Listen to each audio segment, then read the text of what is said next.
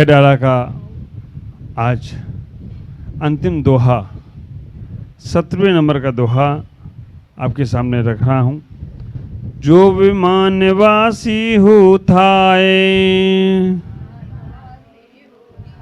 सम्यक दर्शन बिन दुख पाए, ताते छे था वरदन धरे, यों परिवर्तन पूरे करे। जो विमानवासी होताए सम्यक दर्शन बिन दुख पाए, तांत छे था वर्तन धरे, यो परिवर्तन पूरे करें। तो यहाँ चर्चा जो चल रही है आचार्यों की बात पंडित दौलतराम जी कह रहे हैं। जो विमानवासी हो थाए सम्यक दर्शन बिन दुख पाए, तहाते छे थावर तन धरे, यो परिवर्तन पूरे करें।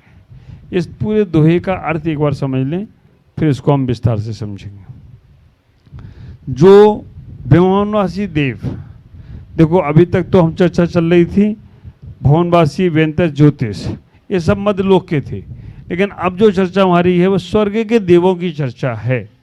तो जो विमानवासी हो थाए मतलब जो स्वर्ग के देव हैं, वो अगर स्वर्ग के देव 16 स्वर्ग, 9 ग्रेविक, 9 अनुदिश, 5 अनुत्तर, ये सभी ऊपर के विमानवासी देव हैं।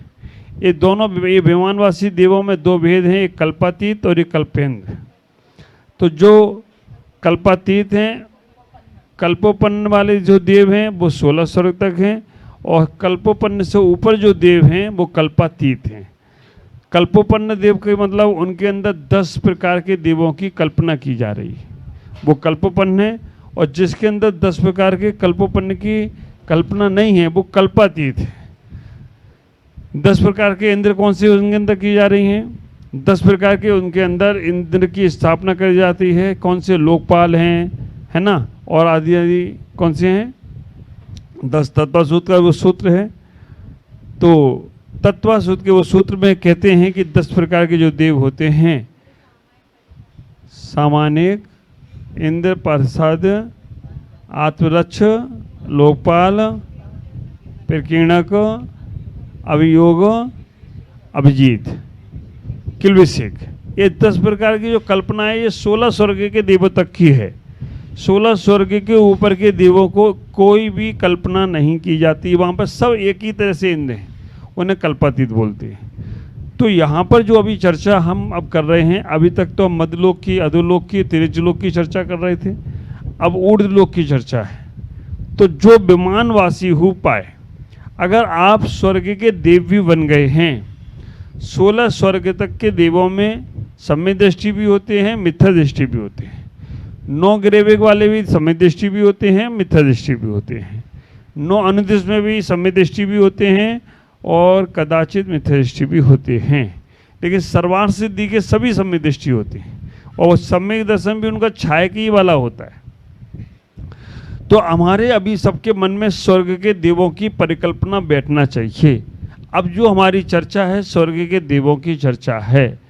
हमारा जो शरीर है, लोक जो है वो पुरुषाकार है, तो जो पुरुष होता है वैसा ही पूरा पूरा लोक है, और जैसे कमर पे हाथ रख के खड़ा होता है ऐसे ही पूरा लोक बन जाता है। तो अभी तक यहाँ तक की चर्चा हो गई। अब 9 ग्रेविक गर्दन, तो 9 ग्रेविक ये हाली चर्चा होगी। हम समझो यहाँ तक हमारी चर्चा हो गई, मध्यलोक तक, नाभि तक मध्यलोक है, नाभि से लेकर गर्दन तक 16 स्वर्ग, और गर्दन गीब्रा, 9 गीब्रा, गीब्रा मतलब गर्दन, तो 9 ग्रेविक, 9 अनुदेश और 5 अनुत्तर, ये पूरा लोक यहाँ पर आ जाता है, और यहाँ से ऊपर सिद्धालय। तो यहाँ पर कहने का प्रयास कर रहे हैं, जो विमानवासी हु थाए, 16 स्वर्ग में जो देव होते हैं, 9 ग्रेविक, 9 अनुदेश और 5 अनुत्तर में जो देव होते हैं, सम्यक दर्शन बिन दुख पाए।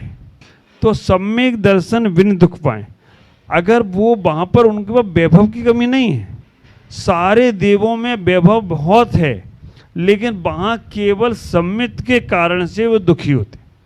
सम्यक दर्शन के कारण, सम्यक दर्शन नहीं होता है तो वस्तु छूटती हुई मालूम पड़ती है कि ये हमसे छूट जा रही, और सम्यक दर्शन प्राप्त हो जाता तो वस्तु छूट नहीं रही, इससे ज़्यादा बड़ी वस्तु मिल रही। मिथ्या दृष्टि को ये लगता है कि ये हमारा वैभव जा रहा है, और सम्यक दृष्टि को लगता है जा कुछ रहा ही नहीं, जो हमारा है ही नहीं वो जा रहा है, जो हमारा है वो कभी जाने वाला नहीं है, और हमारा जो है वो और प्योर होने वाला है। तो सम्यक दर्शन के बिना दुख पाते हैं। तहाते चे थावर्तन धरो, अब वो वहाँ से सोचते हैं कि हम यहाँ से मर के जाएंगे, माँ के घर में 9 महीने उल्टी लटकना पड़ेगा, ऐसी पर्याय में हमें नहीं जाना है। नहीं जाना है तो कहाँ जाओगे? अब माँ के घर में 9 माह उल्टे लटकना है या तिरंचों के में, नहीं तो वहाँ पर एक इंद्रिय का बंद कर लेते हैं कि हम वृक्ष बन के खड़े रहेंगे।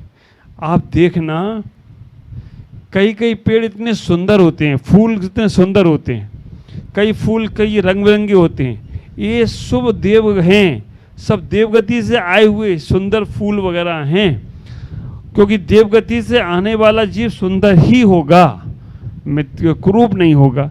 तो जो पुष्प वाली एक इंद्रिय पर्याय में चले जाते हैं, कहीं की भूमि देखो, पृथ्वी देखो।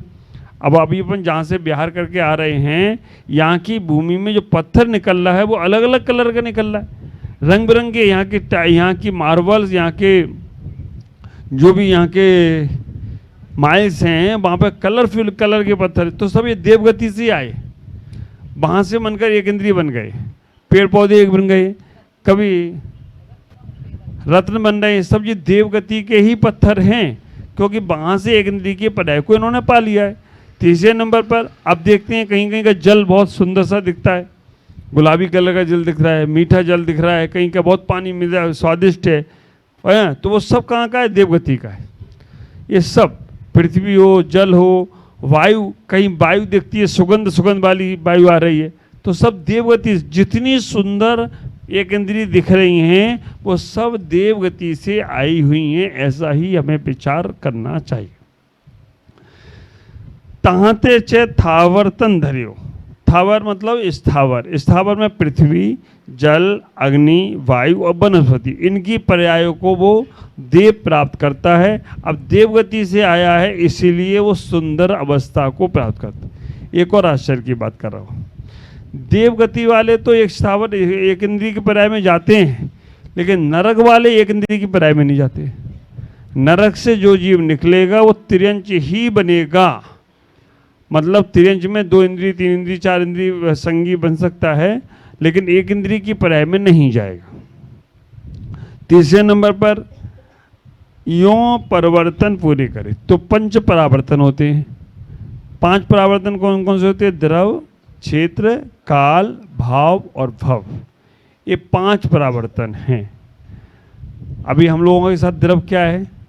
हमारा शरीर। क्षेत्र का है जहाँ हम बैठे हैं। काल क्या है? जो अभी समय चल रहा है। द्रव, क्षेत्र, काल।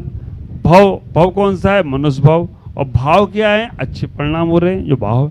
ये 5 परावर्तन करता है वो जीव, बार बार कर रहा है, बार बार कर रहा है, क्योंकि सम्यक दर्शन प्राप्त नहीं किया। अब इसको हम थोड़ा सा विस्तार करें, इसको और समझें गहराई से, क्योंकि मोटा मोटी तो अपने को इतना ही समझना है कि यह जीव जो स्वर्ग आदि में भी जन्म ले लिया और सम्यक दर्शन को नहीं प्राप्त किया, तो वहाँ से मरकर वो एक इंद्रिय की पर्याय में जाएगा और ऐसे बार बार 5 परावर्तन करता जाएगा।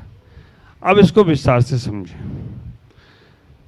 स्वर्ग के जो देव बनते हैं बहुत पुण्य से बनते हैं।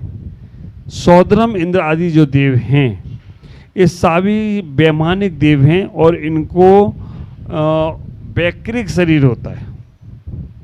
स्वर्ग के जो देव हैं इनके शरीर में सप्त धातु नहीं होती हैं। अब जैसे भगवान राम, हनुमान, शिव जी है ना, ये सब ये जो महादेव देव, ये सब हनुमान, ये सब देव माने गए। ये देव गति के जीव हैं या मनुष्य गति के जीव हैं? ये सब मनुष्य गति के जीव, जितने भी देव हों, महादेव हों, है ना, ये सब देव गति के नहीं मनुष्य गति के जीव हैं। पर मनुष्य गति में इन्होंने ऐसे कार्य किए जैसे महादेव जैसे पूजे जाने लगे। देवों के भी देव महादेव जैसे पूजे जाने लगे। तो ये हैं सब मनुष्य गति के जीव। अब देवगति के जीव जो हैं, तो सौद्रम इंद्र आदि जो जीव हैं, भवनवासी व्यंतर ज्योतिष की चर्चा अपन कर चुके। सौद्रम इंद्र 16 स्वर्ग, 16 स्वर्ग की परिकल्पना अपन समझें। 16 स्वर्ग कैसे हैं? सौद्रम, ईशान। नरक जब बात करी थी तो नरक अधो अधो, तो धम्मा, बंसा, मेघा, अंजना, एक के नीचे एक नरक थी, है ना। जैसे कलकत्ता में, बम्बई में बड़ी बड़ी बिल्डिंगें देखो तो एक के नीचे एक, एक के नीचे एक, एक के नीचे एक लग रही हैं, तो अधो अधो था। लेकिन अब स्वर्ग की कल्पना करेंगे तो 16 स्वर्ग कैसे हैं? तो कहा सौद्रम, ईशान, सनत कुमार, महेंद्र, ब्रह्म, ब्रह्मोत्तर, लांतम, कापे, शुक्र, महाशुक्र, सानत, प्राण, अनंत प्राण, अच्युत, आनंद प्राणत, अच्युत आदि जो भी है, तो दो के जोड़ी से 16 स्वर्ग जब भी व्यवस्था बनेगी तो दो की जोड़ी से बनेगी। 9 ग्रेविक की व्यवस्था बनेगी तो 3, है ना। 9 ग्रेविक होंगे, 1 2 3 4 5 6 7 8 9, 9 ग्रेविक। ऐसी 9 अनुदेश, वो भी 3। 5 अनुत्तर बनेंगे तो 1 मध्य में और 4 कोने में, ऐसे 5 अनुत्तर। सौद्रम इंद्र आदि में जो देव बनते हैं, अगर सौद्रम इंद्र में हम सौद्रम स्वर्ग में सारे इंद्र सौद्रम नहीं है, सारे इंद्र सौद्रम नहीं है, एक ही इंद्र सौद्रम है, और बाकी के सौद्रम इंद्र का पहला स्वर्ग में बहुत सारे देव हैं, तो सारे देव एक भव अवतारी नहीं है, केवल सौद्रम इंद्र जो है वो एक भव अवतारी है। देखो आचार संघ है, आचार संघ में सभी आचार्य है क्या? आचार संघ में एक आचार्य, बाकी के सभी उनके शिष्य होते हैं। तीर्थंकर के समुद्र में एक तीर्थंकर है, बाकी के सभी उनके शिष्य। ऐसे स्वर्गों में एक ही, पूरे स्वर्गों में 16 स्वर्ग, 9 ग्रेविक, 9 अनुदिश तक और 5 अनुत्तर तक एक ही राजा है, उसका नाम है सौद्रम इंद्र। और सौद्रम इंद्र की व्यवस्था ये है कि अगर एक बार सौद्रम इंद्र हम बन गए तो निश्चित ही अगले भव में मनुष्य पर्याय पाकर ही हमें निर्वाण की प्राप्ति होगी ही होगी। 8 स्थानों पे हमारा जन्म नहीं हुआ, ये हम बात हर बार कई बार कह चुके हैं और एक बार हमारे दिमाग में बैठना चाहिए। 8 स्थानों में हमारे 8 में पहला स्थान है सौद्रम इंद्र की। हम सौद्रम स्वर्ग के इंद्र नहीं बने, सौद्रम इंद्र। सौद्रम स्वर्ग के इंद्र बने होंगे, लेकिन सौद्रम इंद्र के, सौद्रम स्वर्ग के इंद्र बनने में कोई बड़ी बात नहीं है, सौद्रम इंद्र बनना बड़ी बात है। तो पहला हम सौद्रम इंद्र नहीं बने आज तक। दूसरे नंबर पर सौद्रम इंद्र की सची बनना भी बहुत बड़े पुण्य की बात है, वो भी हम नहीं बने, क्योंकि सची भी एक भाव में मोक्ष चली जाती है। तीसरे नंबर पर 5वें स्वर्ग में बहुत सारे देव हैं, लेकिन 5वें स्वर्ग के लौकांतिक देव नहीं बने हम, वो बनना भी बहुत बड़ी बात है। चौथे नंबर पर सर्वासिद्धि के देव के इंद्र नहीं बने।